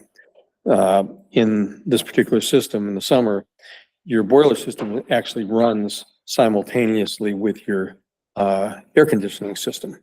And the reason behind that is you have let's say the air temperature outside is 95 degrees and baking hot on top of the roof. It's 105, 110 degrees up there. Then you have a little intermediate space just below the roof called the plenum, which is where all the air is exchanged between all the different equipment. And then you have below the ceiling in here, which gives you the comfortable 73 degrees. The plenum space in the room 3, room 7 area up on that part of Anna Reynolds was only about this big. So the boiler wasn't running, so that special feature, it's called a reheat feature. The air was so cold up in that space. And if you can think of condensation, a really hot, sweaty day, even in your basement, all of a sudden your copper pipes just start sweating and they're dripping all over the place. Exact same thing happens, in our world. You know, you have the air, the underside of the deck, which is about 50 degrees of temperature to the touch, very, very cold. When it's 100 degrees a foot above it and 75 degrees or 73 degrees below that. So we had a significant amount of that condensation that was building up, and that was dripping into places it shouldn't, you know, besides being on top of the ceiling tiles, was going down the side walls in those spaces and creating mold in the walls. So those three things together had to be rectified. You know, some of it, all of it goes back to the contractors, and there's no Board of Ed out of pocket on this. This is just the, you know, unfortunate nature of brutally hot, humid weather at a time where they just couldn't get to the finish line on these. So nobody is at fault. Nobody did anything wrong. It just, there was a lot more work to get where we needed to go, and we had no weather cooperation. So with that being said, in the middle of August, Dr. Brummett was down in Jamaica, and I was trying to figure out how to do Morse code to get messages to her, because there's no cell phone service about what was happening here. And, you know, even trying to just put a text together, you know, you have a lot more than 140 characters or whatever it is. And how do I say what I need to say in 3 words or less, sort of thing. So it's a very interesting experience over the weekend, trying to get enough information to keep Dr. Brummett informed of what was happening and the action steps that were being taken to, you know, immediately resolve this issue. First part of it was that with the roof leaks, you know, the inspection started immediately. Where is this going wrong? And, you know, they identified these 3 particular items. And then they hired a company that was called a building envelope specialist. And what this company does is they look for leaks. They got all this neat, cool equipment where they're testing, looking for moisture in different places to see if the building is actually tight, where it's not going to be vulnerable to mold conditions. So they did the whole building, you know, and somewhere around August 20th, August 25th, somewhere in that range, you know, identified that really besides room 3 and 7, there were only a couple spotty little things we had to deal with in the building.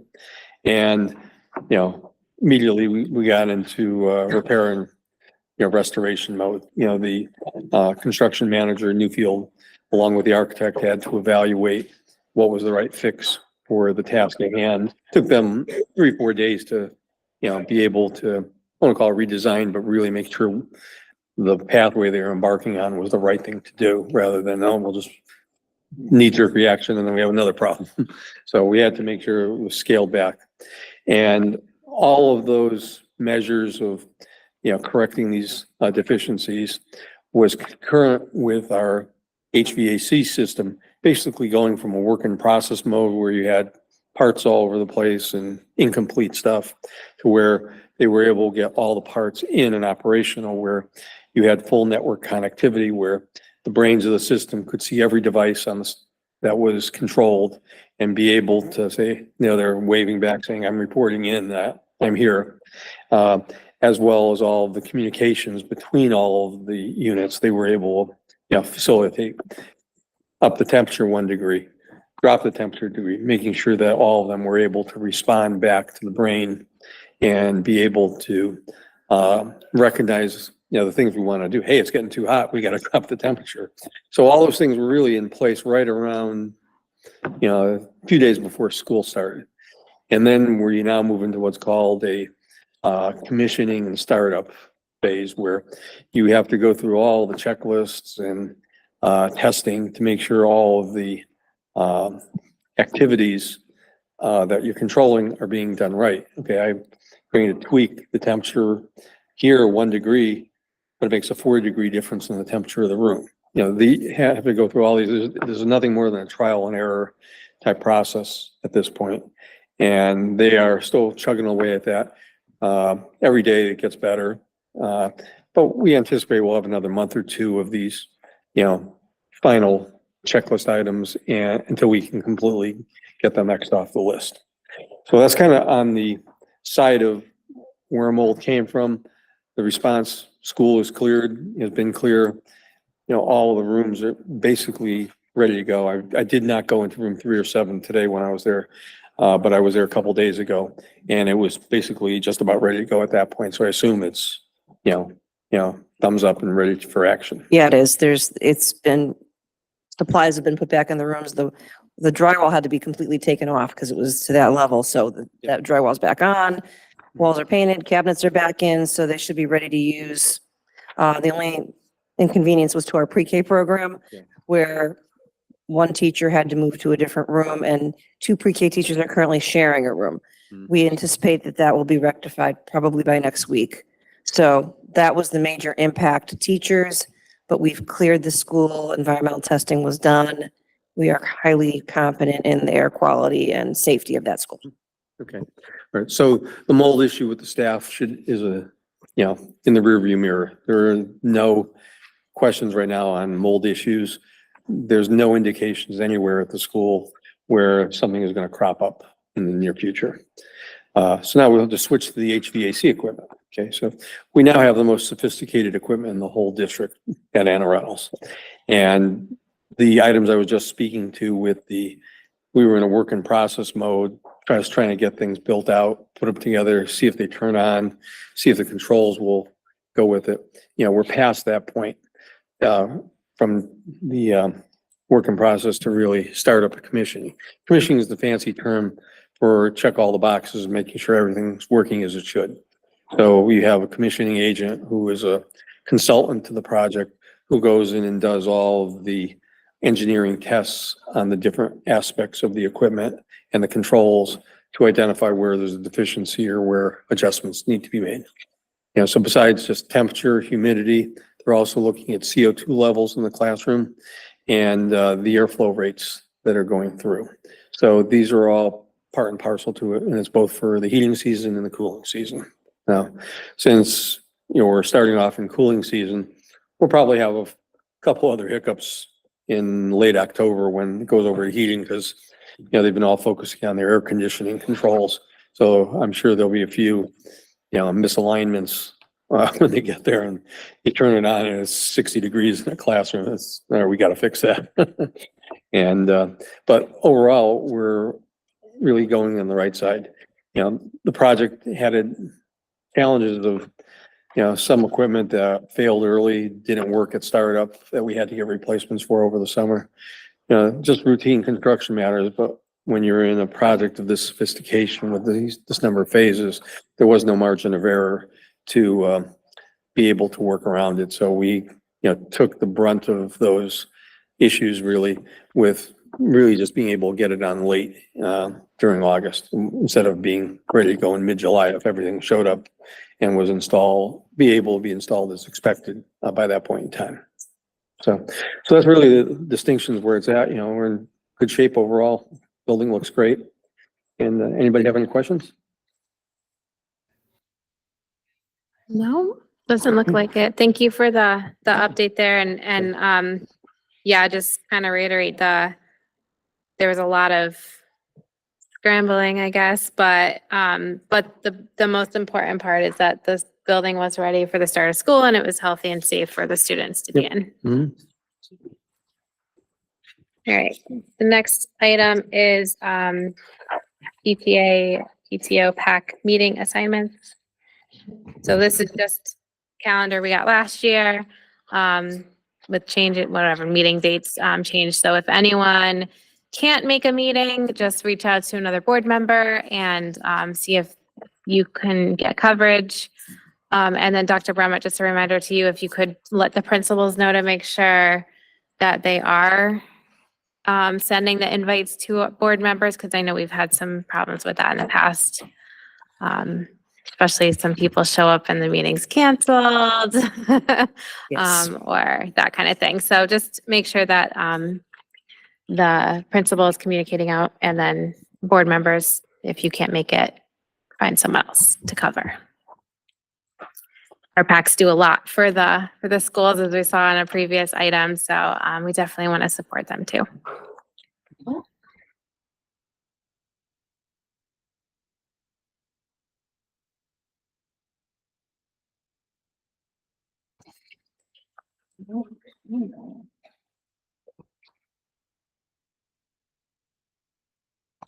This is an update.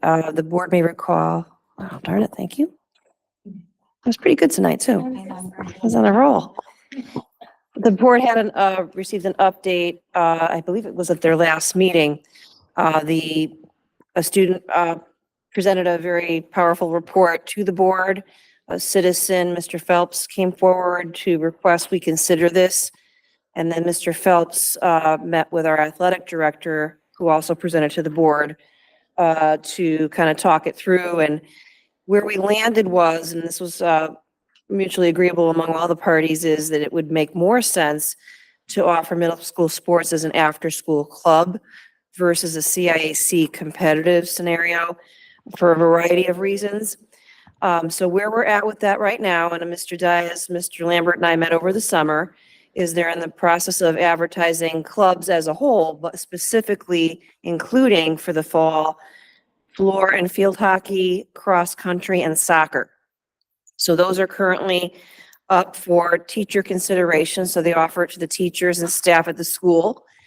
And I believe there is some interest in both schools to see if teachers would be willing to run the program. The advantage to doing it as a club is multifaceted. First and foremost, a teacher does not need to be coach certified to run an after-school club, which cuts down on costs. And they don't have to adhere to CIAC rules. They do want to, if there's enough interest, run each sport as a 5-6 group, grade 5 and 6 group, and a grade 7 and 8 group at each school, and then bring the teams together for a once a season tournament to really get the kids an opportunity to have that competition. There'll be enough, we believe there'll be resources that the kids can get t-shirts. And the sports that were chosen, we have the equipment already. So there's not going to be a lot of outlay of, supply items because we didn't budget for this. By the time this issue surfaced, the board had already sent their budget along to the town. But what both middle school principals believe that within their existing club accounts, they will have the resources to offer some sporting clubs. So right now it's a waiting game. I believe the applications close in about a week or so. And what I will do for the board is bring forward another report once I know which club sports are running and any updates about how they went. I know the board was very interested in this based on the citizen that came forward, the student that came forward, board opinions about that at various meetings. So that's where it currently stands. And I'll turn it back over to board chair for any questions. Thank you. Ms. Weaver? Thank you so much, and thanks for the update. And thank you again to our lovely and active citizens that are bringing these great ideas. Really appreciate it. And just curious, it will be co-ed? Certain sports can be co-ed. They might all be co-ed, actually. It's going to probably depend on how many kids want to be involved and how many teachers are able to do the coaching. Awesome. That's a possibility, yes. Thank you. Ms. Peters? I don't know if I'm being a little bit premature. Was there any discussion, are the kids going to need a late bus or are the parents responsible for transportation? What's your vision on that? We're going to run the sports on the days the late buses are running. So we will be in good shape. So thank you for saying that. You set me up very well. That's genius.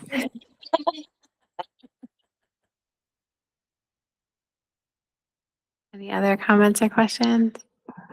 Awesome. I'm looking forward to seeing how successful this is because I know it will be. All right. And the last agenda item we have is discussion possible action on the 25-26 school calendar. So hopefully everyone was able to review the calendar. I'll turn over to Dr. Barma in a second, but we do have, since we voted a couple of years ago to include 3 new holidays, conveniently, they all 3 fall on school days in the 25-26 school year, which I think we knew was going to happen eventually. So it's here. And so it kind of brings us to lots of holidays during the school year, which the tentative start and end days are was it 28th for the first day of school, and then June 17th for the last day of school. You realize that it's close to the 19th. Yeah, yeah, Should be blue. your mic's off, but yes, June 19th. Well, Dr. Brummett had said that we either could have a school holiday or we could have school in session, but do education on Juneteenth Can you have? during that day. Put your mic's not on, so no one can hear you. I'm sorry. I'm just concerned that it's a federal holiday. Yes, and you very astutely brought that up at a previous board meeting, and the state law that was passed around this is twofold. Either we would have to have that as a non-school day, and then we would add another day on, 22nd, or we can have school that day, but we have to have Juneteenth related education, similar to Veterans Day. Some school districts do not open on Veterans Day, others do, but they're like Newington, we offer a lot of veterans activities, have veteran guest speakers, so on and so forth. If for some reason our school year extended to Juneteenth and it was looking that way, I'd work with my curriculum department and our social studies department leaders and get some sort of activity game plan or curriculum plan. So yes, we have to be very mindful of that. With any luck, we won't have any snow days that year, but and it is important for the board to know that the teachers had requested several years ago through survey data that we don't start as early as we used to. So you can see the teachers come back on I believe that's the 26, 27, 28. That's the first day of school for kids is the 28th, and the teachers come back on the 25th. In previous years, they've come back even earlier than that. And there was some pushback, as Mr. Freese and I meet monthly with teacher council, where they surface any concerns. And year after year, we bring up the calendar. And in previous years, there's been surveys done. And that's where that swayed back to not starting quite as early. We've talked as well about election day, but that has to be a day where there's no students in the buildings because we vote in many of our schools. And the only wiggle room we really have is in February. Right now, we have a PD day on the 12th, and that's followed by a vacation and then a holiday and a vacation day. So if there was a desire to make the school year end a little earlier, the board could look at February, but case in point as well, the Three Kings Day does fall on a school day this year. That would be January 6th. One year we did do professional development on Three Kings Day as a way it wouldn't be a day for students, but it was a day for teachers. And there was some pushback on that because we do have Hispanic staff members. So again, these considerations that went into the development of this calendar are reflective of feedback from our constituents. So, the key is at the bottom, or the legend, if you want to see which holidays are coming along this school year, conferences, so on and so forth. So, and this is reflective as well of some switching. I don't know if Ms. Freeman wanted to make any comments about some considerations we made relative to conference days. And welcome, Ms. Freeman, in your new role as Assistant Superintendent. Thank you. So the only significant change from past school calendars is that in March, the high school conferences are going to be held a week earlier. Follow along. If they're held the week of March 23rd, that means that they fall the week of a professional learning day.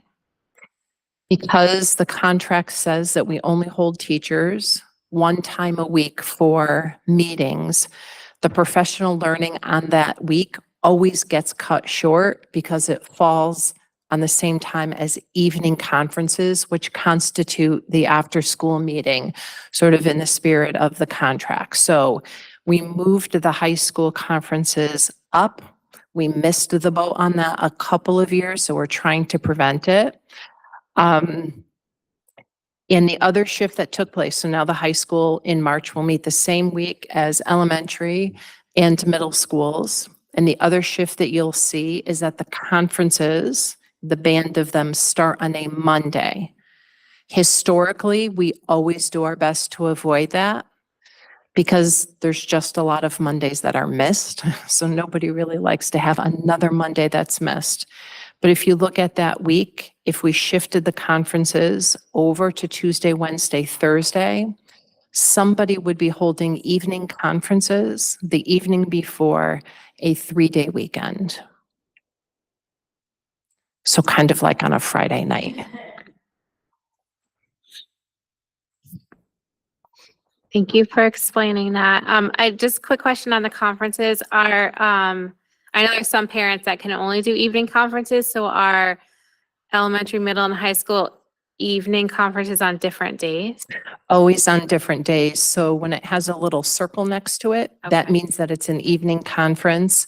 And also aligning this week of conferences, it's just going to make transportation a lot easier.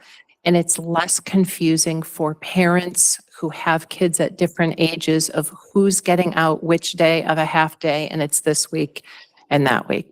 So we're going to give that a go the following school year and see how that works out. Thank you. Ms. Weaver?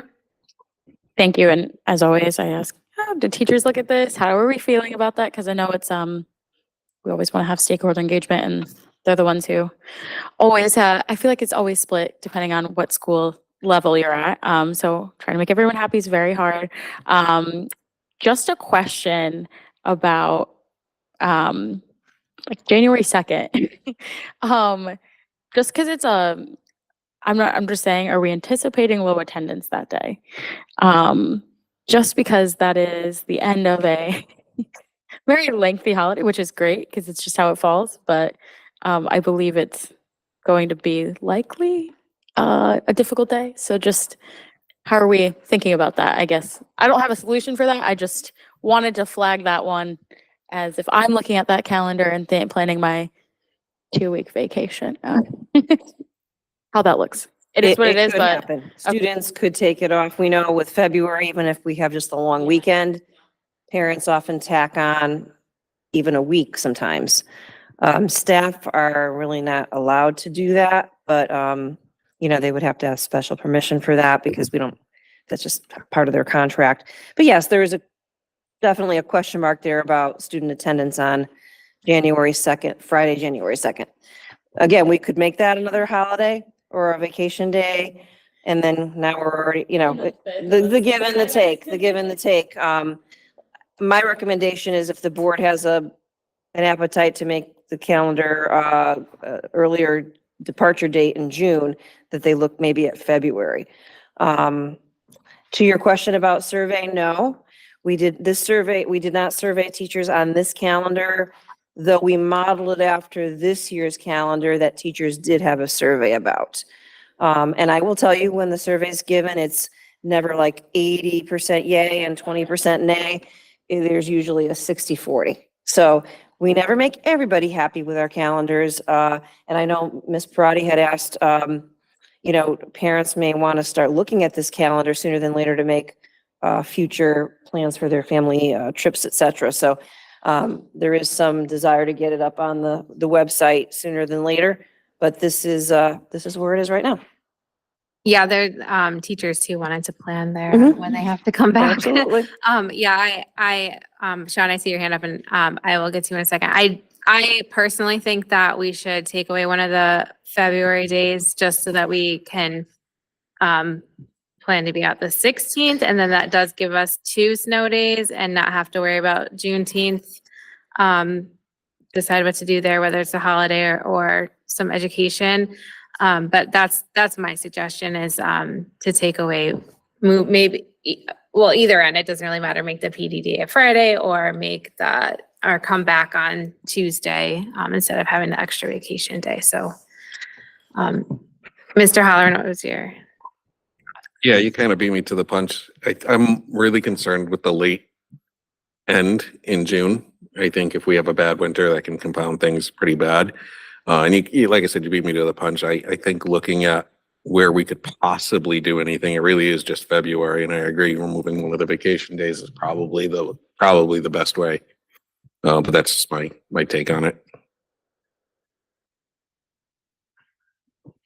And I do think it's important to get it up and voted on. So if there is any, I mean, I guess we can, how do people feel about, or do you have a preference, Dr. Brahma, if we move the PD day to Friday or take away the vacation day on Tuesday, the 17th? I don't have a strong opinion. I'm wondering professional development wise, Ms. Freeman or Mr. Farisi, any thoughts as to whether that would impact teachers or how we would plan for a professional development day? Secret conversation. This end of the table has decided that we would rather have folks come back on the 17th to just have that full 4-day stretch, a PD on a Friday right before that vacate. Yeah. Yep. Makes sense. I agree. So,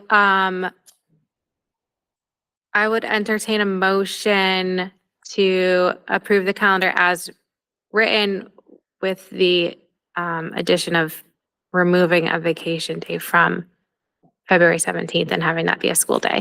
Mr. Holleran. So moved.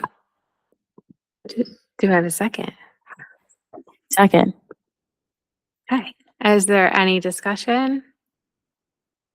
Okay, so we're voting to approve the calendar as it is, with the exception of the 17th, February 26th being a school day. Oh, yes. Sorry, I just wanted to add the caveat.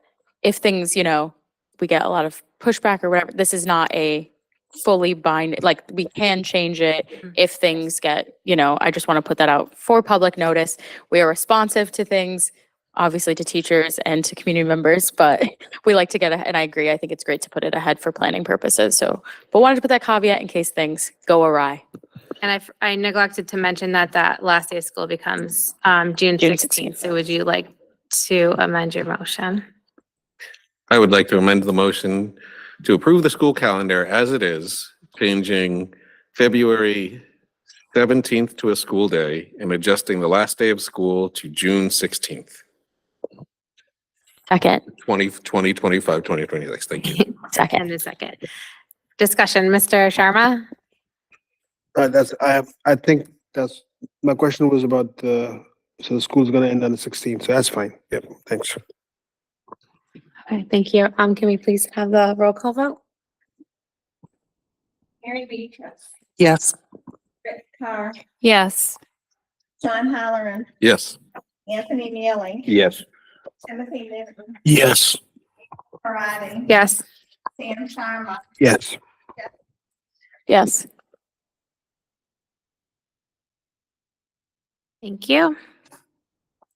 All right, we are moving back to public participation. Any matter related to board responsibilities? No one's in the room. If anyone's listening online, can call 860-665-8659. Or raise your hand on Google Meet. Seeing none. Remarks by board members. Ms. Beatrice. I'd just like to take a moment to reflect on some of the previous public comments that were made at the beginning of our meeting. I have a lot of thoughts about this. Some of them are emotional, some of them are data-driven, but I just want to reiterate that Newington is a diverse community, and our school community is diverse as well. And this is something that we celebrate. Our core beliefs are as defined in our mission statement, are that every individual has worth and every individual deserves respect. And what I heard tonight, it sounded like that wasn't exactly the gist of what occurred at the previous interaction. An equitable learning environment leads to high student achievement, and that is our goal. And we've talked about this goal many times during my time on this board. All forms of prejudice need to be called out. And I think that's something that, again, this board has been talking about a lot. I heard our student reps tonight use words in their presentations like beautiful diversity and referring to school as a safe space, and I thank you for that. That aligns with my interpretation of what this board has been discussing, again, since my time in November. Our students get it, and we need to get it too. Our schools are no place for fear and bullying, and it's unconscionable to have a member of this board engage in disrespectful hate speech.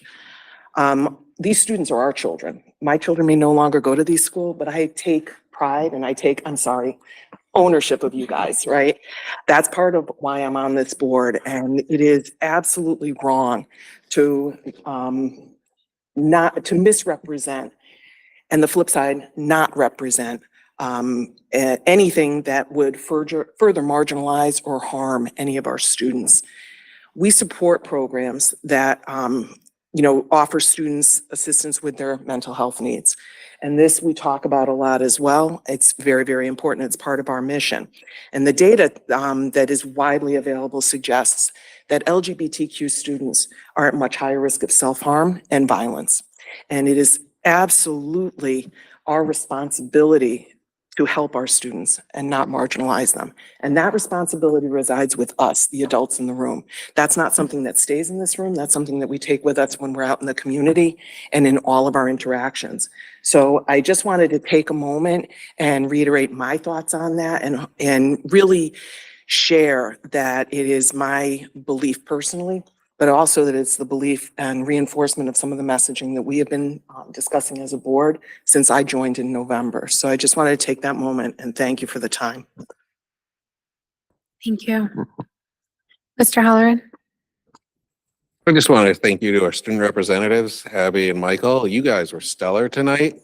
You had some great ideas, really great involvement. So get it out of the park. Let's stay. Ms. Weaver? Yeah, I can't say I have all context here, but I just wanted to, as always, I really appreciate public participation. And that's one of the things bring aware issues that I think are important. And I want to thank Ms. Beatrice for her comments. And I think it's really important that we continue to talk about equity when it comes to our schools.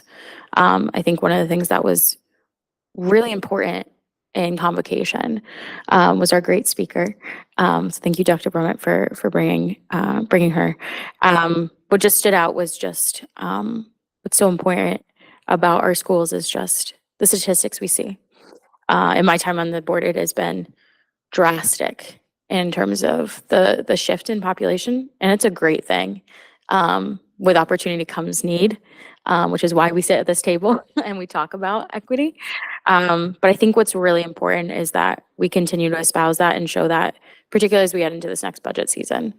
This is a new school year, new budget year, all these kinds of things. And I think what's important is keeping that at the forefront of what our mission is. And I just wanted to highlight that with that, we have kind of an updated mission and some new terms that we're using. And for everyone to go check those out on our website. Are they available?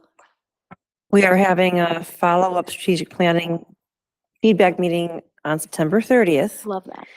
And folks that participated in round one of that are invited to go that evening. And from there, everything will be public. In the But the process, draft, yes. the draft was presented at convocation. Yes, and I just want to say I really appreciate that. I think this has been a really thoughtful kind of period where we're really thinking about where we can not only fix the achievement gap that we see, focus on our students that are most marginalized, and make sure that we are not only a community of learners, but a family of learners, as Tara Tigno would say. So I just want to say, acknowledge and appreciate those that participated and commented, and I fully support you. And I want to make sure also that I give a special shout out to our student reps. Really, wow, like so responsive to to our advice here. But this is really a space for you. And so we thank you for your participation. And I think we have some great ideas to kind of move forward as the year goes out. I'm very excited for the sports season. And I just wanted to wish everyone a welcome back officially, not only to this board, but to our school district, because I know that's, oh, and I will finally end my diatribe, but congratulations to everyone at Anna Reynolds. That was just an incredible feat. Thank you to all those involved. To Chair Parati, to Steve Wood, to everyone. This has been many years in the making.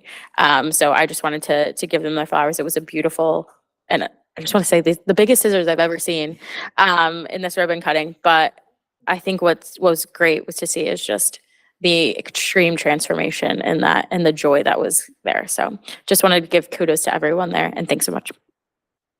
Thank you. Any other comments? Yeah, I'll just say too, yeah, Mary, thank you for your comments. I think that was very well said, and I want to thank the public participation. It took a lot of courage to come out here and participate, and I do want to make sure that we continue to talk about these issues because it's very important that we are supporting our students and everybody in that building, the buildings, and in our community, because there's so many people that are struggling and we don't know it, and we don't want anyone to ever feel like we're judging or we feel a certain way, because just want to promote that inclusivity and equity. I lost my train of thought. Yeah, I thank you, student reps. You are fantastic, and I'm looking forward to getting to know you better and seeing all you accomplish this year. Our student reps typically do a lot and are very just great leaders in the school. So thank you for being here, and we look forward to seeing all that you accomplish this upcoming school year. I think that's it. Yes. Mr. Holleran. Can I motion to adjourn? Then I motion. Second. We have a motion and a do we have a motion and a second? Is there any discussion? All in favor? Aye. Thank you.